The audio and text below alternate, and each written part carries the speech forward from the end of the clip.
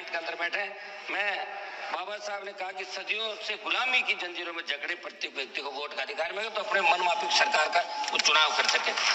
समझ में संसद थी राजस्थान में सीकर से अलग होकर बने नीम का थाना के रहने वाले जेपी यादव आतंकियों से शेर की तरह लड़कर वीर गति को प्राप्त हुए। समझ महोदय 26 नवंबर 1949 को हम भारत के लोगों ने स्वतंत्र भारत के संविधान को अंगीकृत अधिनियमित और आत्मसमर्पित करने का संकल्प लिया था। संविधान की इस गौरवमय यात्रा को आगे बढ़ते बढ़ते जब हम देखते हैं तो नजर आता है कि देश के किसी न किसी कोने के अंदर हमारे दलित भाई, पिछड़ा भाई, हमारा आदिवासी भाई समानता के अधिकार को हासिल करने को जूझ रहा है।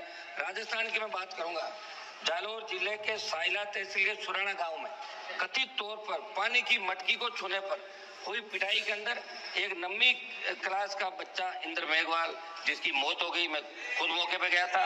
पाली के सरकारी हॉस्पिटल में कोविड हेल्थ सहायक जितेंद्र मेघवाल की हत्या इसलिए कर दी कि आप मुंह नहीं रख सकते। मुंह रखने अधिकार, एक मिनट साहब बात तो करने दें, ऐसे क्या कर रहे हैं? केवल इस बात के लिए कर दी क्योंकि वो मुंह सकता था। हाल ही में बालोतरा में गिरजाराम मेघवाल की हत्या कुछ लोगों ने कर दी। मेरे संसद की खींवसर विधानसभा क्षेत्र के तांतवास गांव में मेघवाल समाज के परिवारों को दबंगों ने पीटा मगर कोई कार्रवाई वहां की पुलिस नहीं कर रही। जहाँ राजस्थान के अंदर आपकी सरकार आती है। मैं मांग करूंगा कि आजादी के 75 साल बाद दलितों को, पिछड़ों को, सबको उनका हक और अधिकार मिले और जो कानून है उसके दायरे के अंदर प्रत्येक व्यक्ति को न्याय कैसे मिले ये आप लोग इसके अंदर कराएं। राष्ट्रपति महोदय ने 26 नवंबर 2024 को कहा था कि बाबा साहब अम्बेडकर जी की प्रगतिशील और समाज सोच के छाप हमारे संविधान पर अंकित है। इस बात को देश की सरकार आमंत्रित करे और सोचे कि बाबा साहब की समाज सोच के अनुसार कार्य क्यों नहीं कर रहे हैं। भाजपा के साथी सदस्यों ने देश में लगाया गया आपातकाल का जिक्र किया। हम भी ये कहते हैं कि आपातकाल गलत लगा था, बहुत से लोगों को तकलीफ पड़ी, बहुत से लोगों को जेलों में रहना पड़ा, ये अच्छी नहीं थी।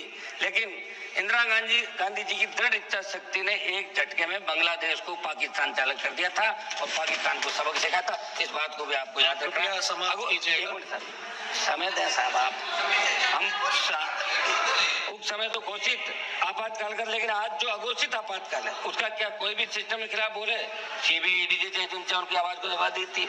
लोकतंत्र में सभी अधिकार समान रूप से लागू होने के बावजूद इस देश के अन्नदाताओं को एमएसपी पर कानून बनाने की मांग, काले कानून वापसी सदैन्य मांगों के लिए लंबा आंदोलन करना पड़ा। सब मतलब 1-2 मिनट मेरी बात समाप्त कर रहा हूँ। 700 से ज्यादा किसान शहीद हुए।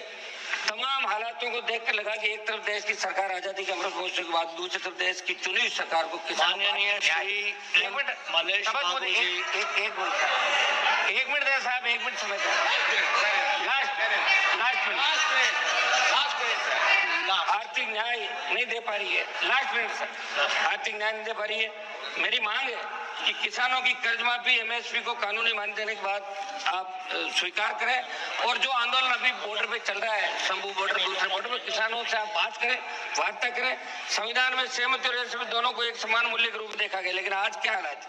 कोई भी सांसद, कोई नेता, कोई भी व्यक्ति सरकार के निर्णय से असहमति व्यक्त करता है तो उसे दुश्मन की नजर से देखा जाता है। ये ठीक नहीं है। सभापति जी, मैं अंतिम कंक्लूड कर रहा हूँ। एक मिनट मेरा समय सर। मणिपुर देश का राज्य, हमारे भाई साथियों ने मणिपुर का राज्य विस्तार से बात की। पूछना चाहूंगा संविधान कानून